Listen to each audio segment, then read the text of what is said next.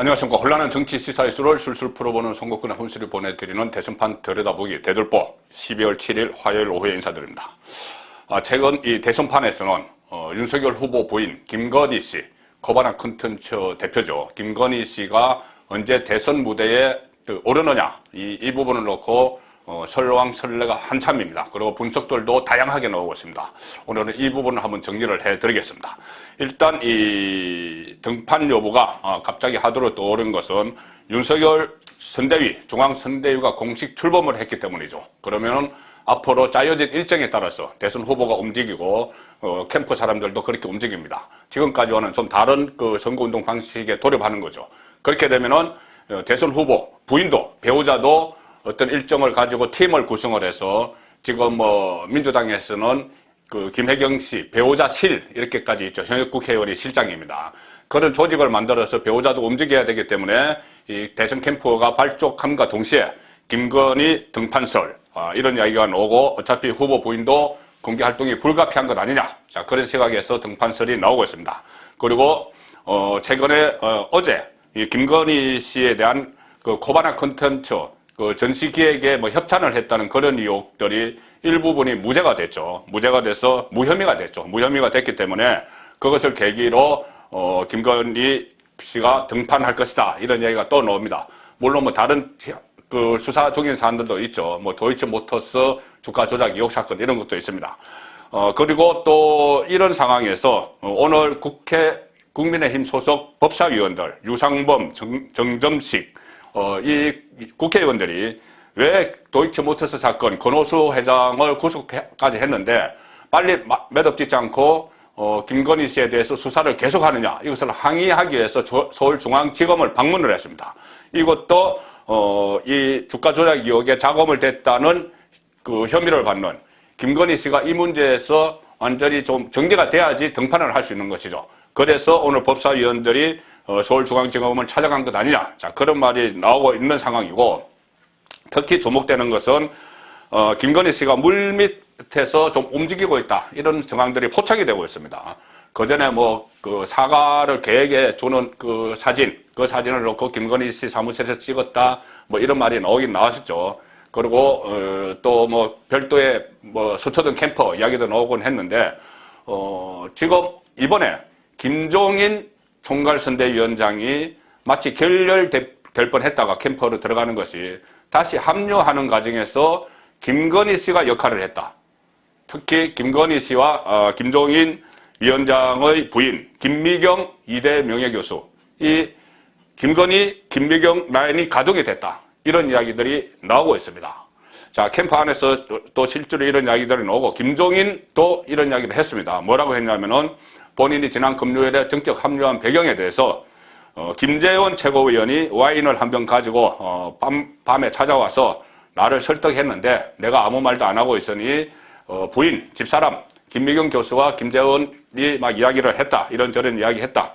그런데 집사람 김미경 교수는 정권 교체를 해야 한다는 지론을 갖고 있다. 그러면서 이렇게 이야기했다. 김미경 교수가 이번만 눈 감고 열심히 해주고 편히 살면 되지 않겠느냐 이런 식으로 나를 설득을 했다. 그리고 그러면 내일 결정하겠다고 하니 아니다. 오늘 밤이라도 편하게 지내자. 이렇게 그 김미경 교수가 이야기를 해서 이 김종인 위원장이 윤석열 그 후보에게 전화를 해서 결정이 됐다. 이 이야기인데 그 전에 이 윤석열 캠프에서도 그런 말이 나왔고 또 정가에서도 이 김건희 씨와 김미경 씨가 그 긴밀히 연락을 하고 있다.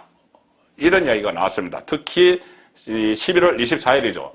윤석열, 김종인 만찬을 했습니다. 저는 고별 만찬이라고 그때 표현을 했는데 사실상 결별하는 만찬이었죠.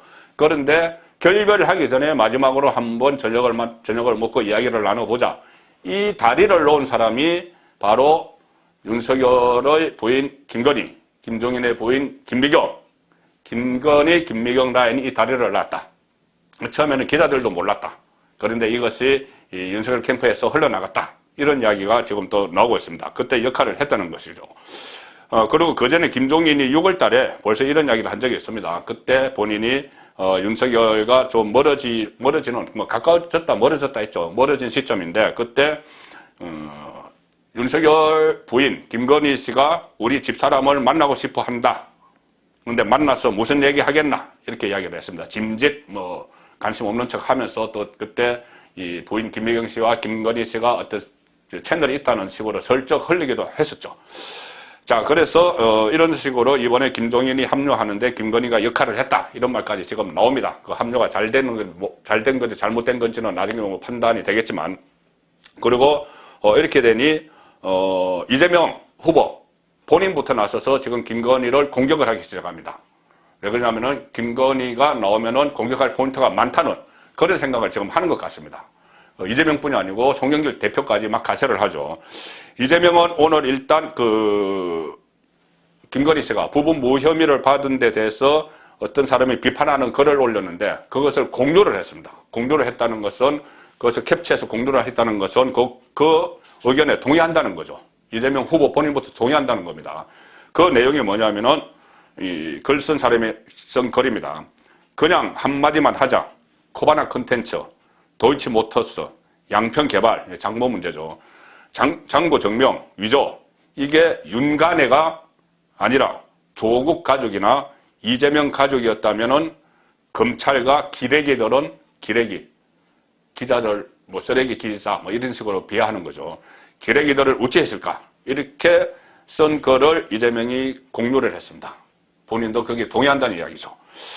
자, 그리고 지금 이 상황에서 어쨌든 김건희 씨가 본격 등판한다. 본격 등판이란 건 외부 행사에 참석을 하는 것을 의미를 하는 것이죠. 이런저런 행사에 참석을 하고 기자들 앞에 모습을 나타내고 이것이 본격 등판인데 아직 지금 본격 등판하는 데 대해서는 확정된 건 없는 상태입니다.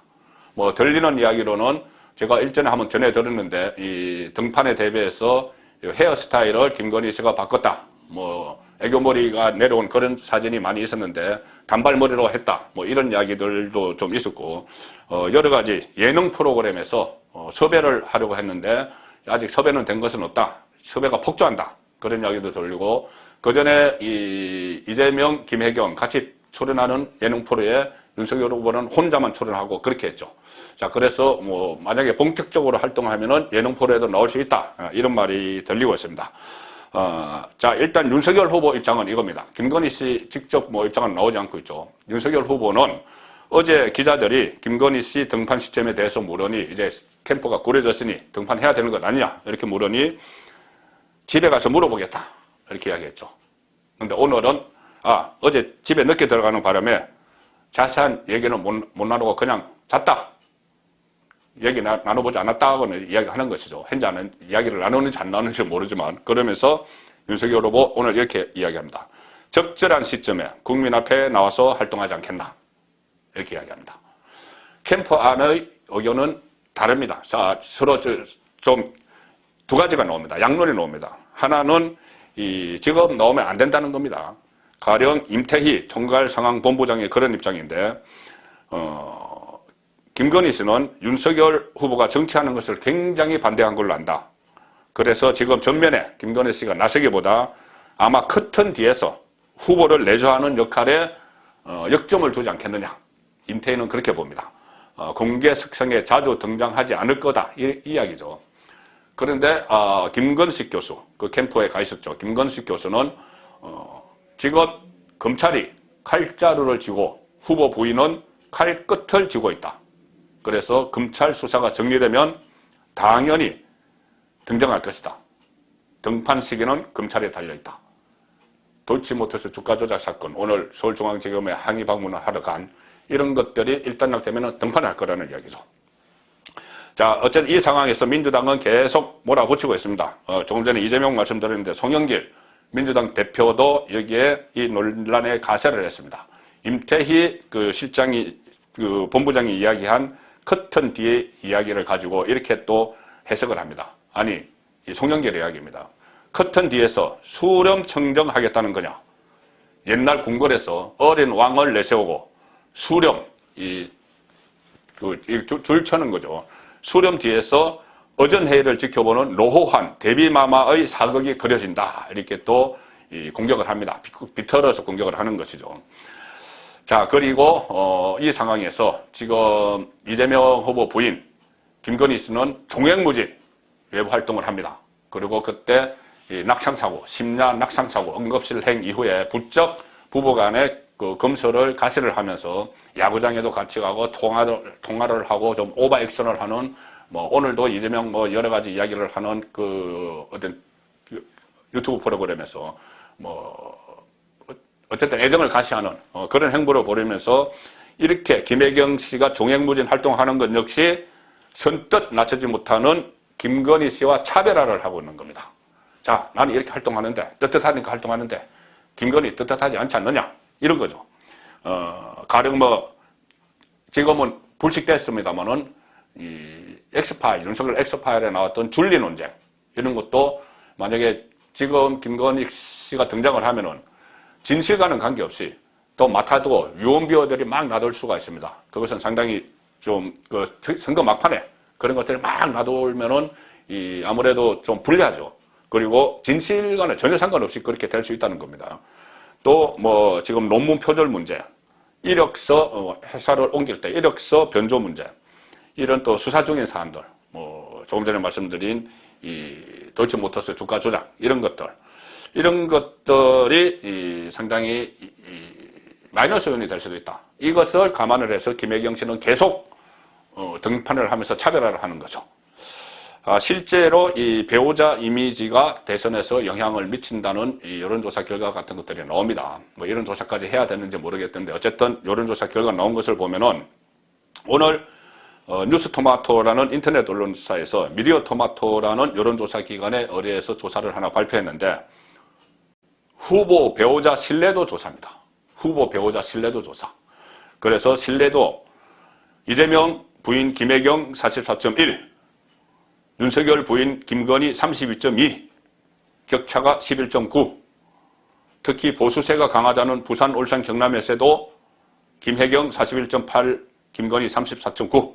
어쨌든 이런 식으로 이 배우자 신뢰도 조사에서 김혜경이 앞서 있다. 김혜경은 지금 전면에 나와서 계속 활동을 하고 또 예능 프로그램도 나오고 막 그렇게 했기 때문에 좀 친숙해졌죠. 그래서 이것은 뭐 신뢰도라는 걸로 포장이 된지 모르겠는데 김건희 씨에 대해서는 계속 안 좋은 루머들이 계속 나왔었기 때문에 그것을 김건희 씨가 만회할 만한 그런 기회가 없었기 때문에 지금 이런 식의 조사 결과가 나오는 겁니다. 얼마 전에 채널A는 배우자의 호감도 비호감도 뭐 이런 조사까지 했습니다. 호감도 조사에서 김혜경 씨는 호감 32.2, 비호감 38.7, 뭐 거의 차이가 없는데 김건희 씨는 호감도 14.9, 비호감도 56.7, 상당히 비호감도가 높죠. 그리고 채널A는 아마 의도적으로 이런 조사를 한 것 같은데 배우자의 호감도가 투표에 어떤 영향을 미칠지 안 미칠지를 물어봤습니다. 배우자 호감도가 투표에 영향을 미친다. 55% 응답을 했다고 합니다. 뭐 채널A 조사입니다. 자, 어쨌든 이렇게 배우자 호감도가 투표에 영향을 미친다고 보는 것에 가반수가 넘는데 김혜경, 김건희 두 사람의 호감도는 상당히 차이가 납니다. 자, 이 상황에서 김건희 씨가 과연 무대에 등장을 할까? 등장하면 언제쯤일까? 저는 이것이 윤석열 후보의 지지율에 달려있다. 이렇게 봅니다. 지지율에 달려있다. 지금 대선이 석 달 정도 남았는데 이 윤석열의 지지율이 이재명에 비해서 일정 기간 앞서가는 추세 이렇게 계속되면은 괜히 김건희 씨가 등장할 필요가 없죠. 등장을 해서 지지율이 더 올라간다는 보장도 없고 오히려 이 어떤 변수가 생길 수가 있습니다. 그래서 지지율이 앞서는 추세가 계속되면은 아예 등장을 안 할 거다. 가만히 전략이란 이런 이야기를 하죠. 가만히 전략. 그냥 가만히 있어야 된다. 뭔가 일을 벌여서 이 돌발 상황을 만들면 안 된다. 악재가 튀어나오면 안 된다. 말도 조심해야 된다. 이런 상황에서 갑자기 등장하지 않던 이 김건희 씨가 등장을 해서 그것이 악재가 될 수가 있습니다. 그것이 지지율이 앞서고 갈 때는 돌발 변수를 없애는 게 상책이기 때문에 새로운 논쟁거리를 만들지 않기 위해서 김건희 씨가 등장을 안 하겠죠. 뭐 등장하고 안 하고는 본인의 자유입니다. 뭐 대선 후보 본격적으로 들어갔다고 해서 꼭 등장해야 된다는 건 없죠. 자, 지금 또 김건희 등장하라 이야기하는 사람도 별로 없습니다. 민주당에서 계속 찔러보기 식으로 나오는 이야기입니다. 자, 그리고 두 번째 경우, 지금처럼 윤석열, 이재명의 지지율이 박빙세가 계속될 때는 어떻게 할 것이냐. 그때는 계속 이렇게 되면은 여러 가지 수단을 막 써서 치고 나가야 되겠죠. 그러면 아마 제한적으로 김건희 씨가 제한적으로 등장을 해서 일단 여론의 반응을 좀 탐색하는 식으로 그 정도는 할 수가 있죠. 완전히 공개된 장소가 아니고 어떤 그 메시지를 발신을 한다든지 아니면 어떤 뭐 시장을 한번 찾아간다든지 수수한 모습으로 자 그런 식의 움직임은 할 수가 있습니다. 지금처럼 박빙세가 지속이 되면은 그래서 떠보겠죠. 여론이 커리어 우먼 코바나 컨텐츠 전시 행정의 그 CEO로서 전시 사업의 CEO로서 커리어 우먼의 이미지가 먹혀들 거냐 아니면 지금 나왔던 루머들이 오히려 확산될 거냐 여기에 대해서 탐색을 해볼 수가 있겠죠. 그리고 마지막으로 지지율이 뒤집어져서 열세 상황으로 쭉 간다면 그때는 다양한 역전 카드를 던져야 되겠죠.